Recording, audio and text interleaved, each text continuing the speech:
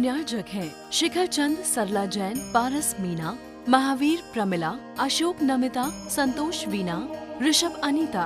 पुत्र पुत्रवधू CA Abhinav, CA Priya, advocate Himanshu, advocate Neha, doctor Shubhanshu, doctor Prajvi, पुत्र पुत्री अनुराग, आर्ची, देवांशी, जयांशी, पौत्र पौत्री अरुषा, अनुष, अरहम, मायशा, व्यांश एवं जैन पौटल्या परिवार 12 राजस्थान। पुत्री दामाद अनुभा आदित्य, आशिमा लक्ष्य, अनीशा आयुष, अनुकृति राघव, सुकृति अनुभव, दोहिता अयांश अर्निक, बहन बहनोई शारदा अरविंद बिलाला, मंजू अशोक सोगानी, राजेश सुभाष सेठी, निर्मला अरुण पाटनी। बोलिए पंच परमेष्टि भगवान की, भगवान महावीर स्वामी की, अहिंसा परमो धर्म की। परम पूज्य आचार्य गुरुवर श्री विद्यासागर जी महाराज की, परम पूज्य आचार्य श्री समय सागर जी महाराज की। विगत पिछले दिनों से आप सभी ने प्रवचनों का लाभ लिया और आज भी उसी लाभ की प्रेरणा से प्रेरित होकर के आज पुनः लगभग 15 दिन के अंतराल के बाद पुनः उसी श्रृंखला को जोड़ने का प्रयास हम सब कर रहे हैं। हमारे आचार्यों ने सम्यक दर्शन के बारे में बहुत गुणगान किया है।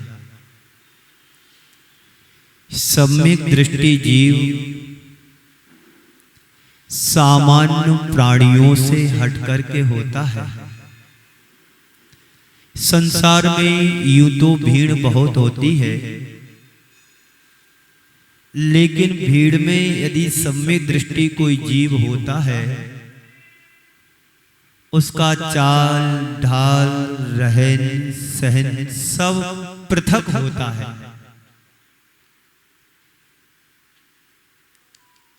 ये क्यों होता है? क्योंकि उसकी दृष्टि में अपना हित दिखाई देता है। साधारण व्यक्तियों के अंदर जो क्षमता होती है वो उससे हट कर के उसके अंदर का भाव प्रभाव होता है। वो हर कदम पर सावधानी बरतता है, हर पल अपने आप को हिंसा से बचाता है। तो सम्यक दृष्टि का जीवन सामान्य प्राणियों से अलग होता है। ये जहां अपनी आध्यात्मिक निष्ठा से अपनी बहिर्मुखी प्रवृत्तियों को नियत कर अंतर्मुखता की ओर बढ़ाता है।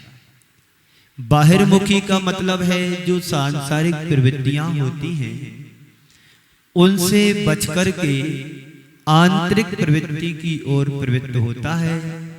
मतलब कि हमारे द्वारा पाप का बंध ना हो, हमारे द्वारा किसी भी तरह की अनर्गल क्रिया के द्वारा अतिरिक्त पाप का बंध ना हो। वही उसका बाहरी व्यवहार भी अत्यंत शालीन और संयत होता है। उसकी दृष्टि में संसार का प्रत्येक व्यक्ति आत्मसत्ता की अपेक्षा से समान दिखाई पड़ते हैं। इसी समानता की प्रतीति का नाम ही सम्यक दर्शन कहलाता है। और इस सम्यक दर्शन के कारण वो अपने साथ औरों का भी ध्यान रखता है। एक दिन मैंने कहा था कि जैन कौन? जैन हम किसे कहते हैं? तो आचार्य भगवान कहते हैं जैन वह है जो अपने साथ साथ औरों का भी ध्यान रखता हो।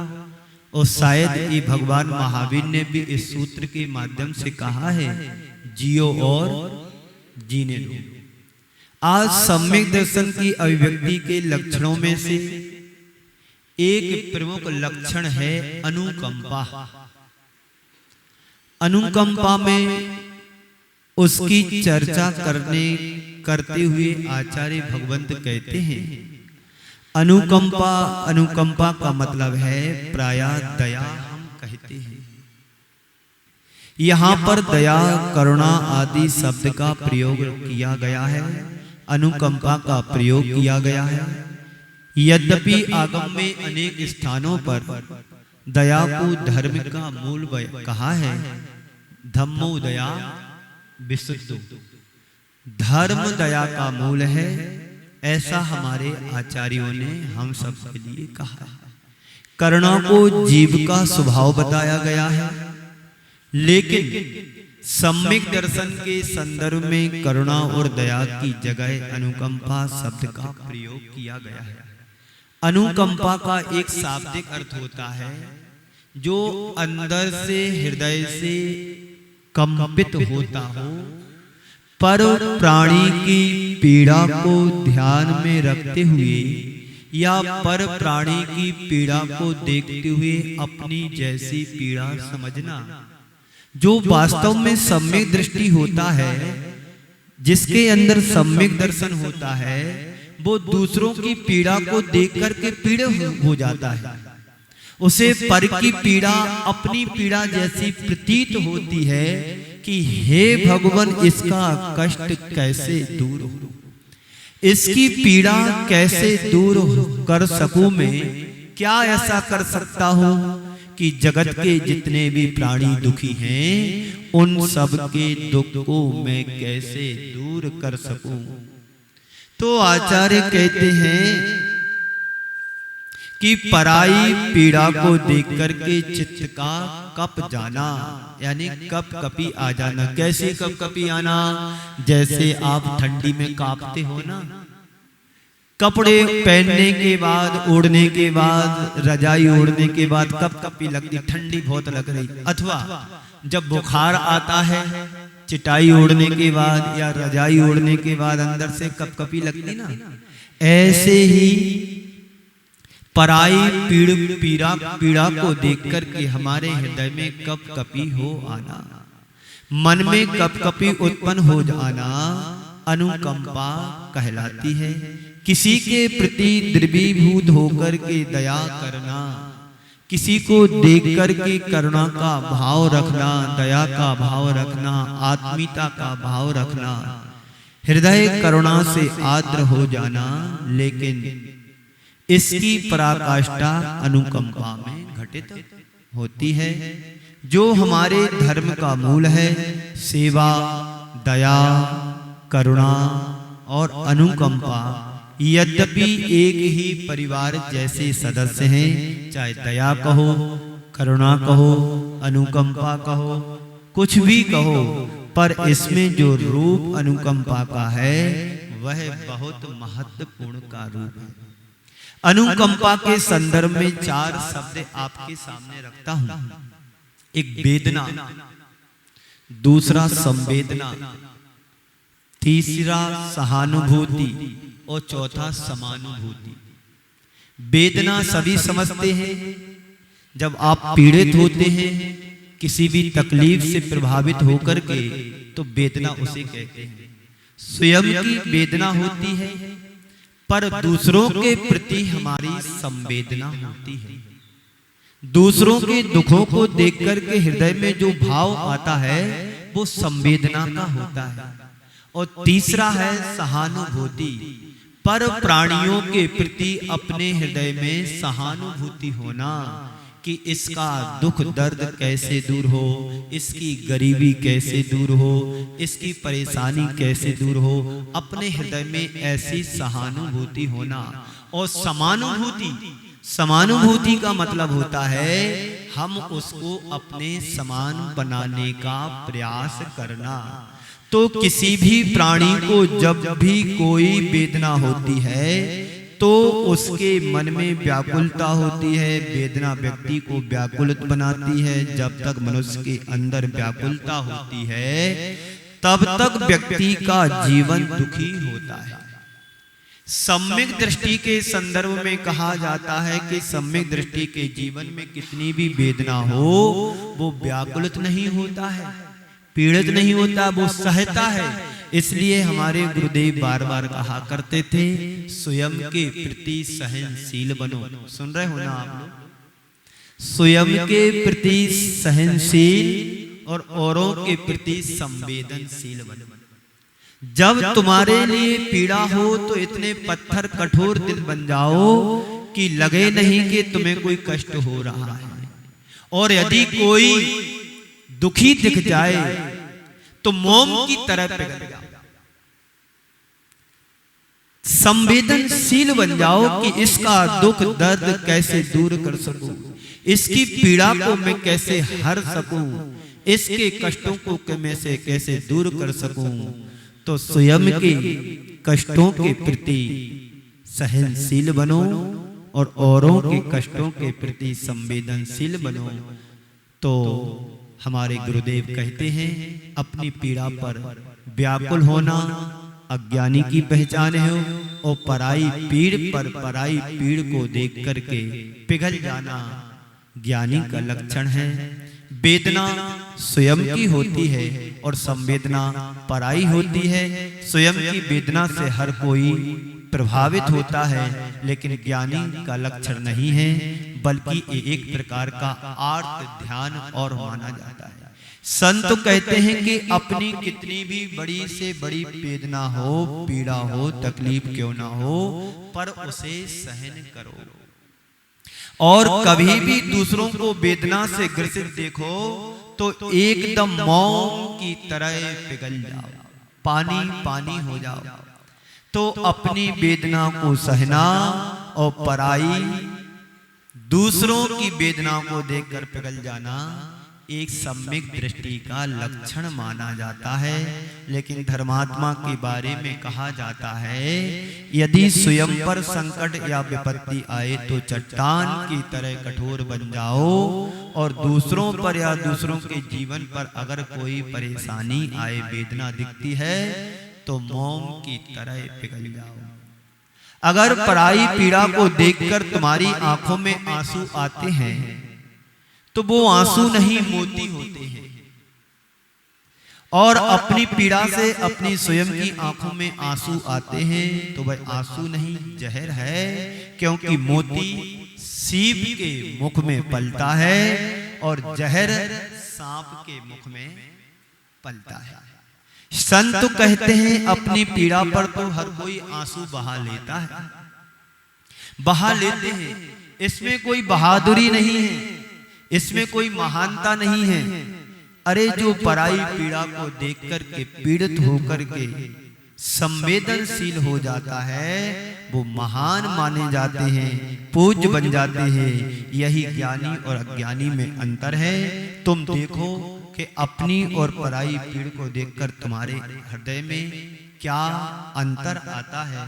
संसारी अज्ञानी प्राणी केवल अपनी वेदना तक सीमित होता है, पर की पीड़ा पर उसकी दृष्टि में कुछ भी नहीं होता है। और सम्यक दृष्टि जो ज्ञानी होता है वो पराई पीड़ा को देख करके अपने हृदय में कपकपी हो जाती है।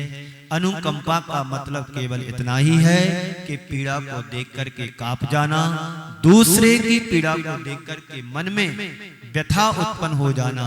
कभी कोई वेदना से ग्रसित व्यक्ति तुम्हें दिखाई देता है, रोड के चलते जब आप चलते हैं तो आपको ऐसे ऐसे व्यक्ति भी, ऐसे ऐसे प्राणी भी दिखाई देते होंगे जिनके हाथ भी नहीं है, पैर भी नहीं है, बड़े पीड़ा से ग्रसित हैं और रोगों से भी ग्रसित हैं। ऐसे ऐसे तुमने देखे होंगे। और तो और 2 इंद्रिय, 3 इंद्रिय, 4 इंद्रिय, कीड़े मकोड़े आदि प्राणियों को देखा होगा, चींटी आदि को देखा होगा। आप चले जा रहे हैं, धोखे से पैर पड़ जाता है, बड़ी मुश्किल से उनने जीवन पाया और हमारी अज्ञानता के कारण, हमारे प्रमाद के कारण वह पैर के नीचे आकर के दब जाता है, मर जाता है। लेकिन सम्यक दृष्टि को इतना दुख होता है कि मेरे से बड़ा अपराध हो गया, मेरे से बड़ा गलत कार्य हो गया, और वो अपने आप में पश्चाताप करता है। इस सम्यक दृष्टि की पहचान होती है। बंधुओं, दूसरों की पीड़ा को, कष्टों को, वेदना को देखकर अनुभूति करने वाले लोग बहुत कम होते हैं, पर दूसरों के सुख को देखकर के दुखी होने वाले लोग बहुत होते हैं। आज ऐसे लोगों की कोई कमी नहीं है। आज के लोगों को किसी का सुख देखा नहीं जाता है। यही तो अज्ञानी की पहचान है। अपने आप को देखो, अपने मन को टटोलो कि मेरे भीतर दूसरों की वेदना देखने से कोई पीड़ा होती भी है या कि नहीं। एक बार ऐसा हुआ, एक की आराधना से देवता प्रसन्न हो गया। एक व्यक्ति ने आराधना की, देवता प्रसन्न हुआ, और देवता ने कहा कि एक काम करो, तुम किसी 10 व्यक्तियों के नाम सामने मिले लेकर के आओ, खुद को छोड़कर। देवता ने कहा कि किसी 10 आदमी के नाम ले लो, अपने आप को छोड़ करके उसको सुखी बना दूंगा, उसको सुखी बना दूंगा। वो आदमी बड़ा घबरा गया कि मेरा नाम तो छोड़ दिया और 10 को कह रहा सुखी बना दूंगा। वो आदमी चकरा गया कि आराधना तो मैंने की थी और ये देवता किसी और को सुखी बनाने की बात कर रहा है। तो उसने 10 आदमी के नाम दिए और इन 10 आदमी को छोड़कर सारी दुनिया को सुखी बना दूं, ये उसने देवता से प्रार्थना की। ये मन की परिणति है। इस प्रवृत्ति को ओछी प्रवृत्ति कहा गया है। ऐसी प्रवृत्ति वाले लोग संसार में बहुत मिलेंगे कि खुद का सुख तो सुख समझते हैं और औरों के सुख को देख करके दुखी होते हैं।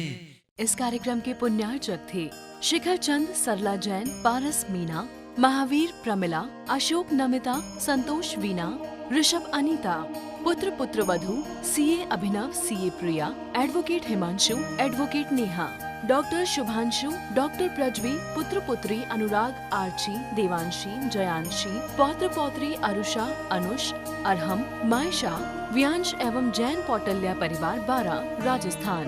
पुत्री दामाद अनुभा आदित्य, आशिमा लक्ष्य, अनीशा आयुष, अनुकृति राघव, सुकृति अनुभव, दोहिता अयांश अर्निक, बहन बहनोई शारदा अरविंद बिलाला, मंजू अशोक सोगानी, राजेश सुभाष सेठी, निर्मला अरुण पाटनी।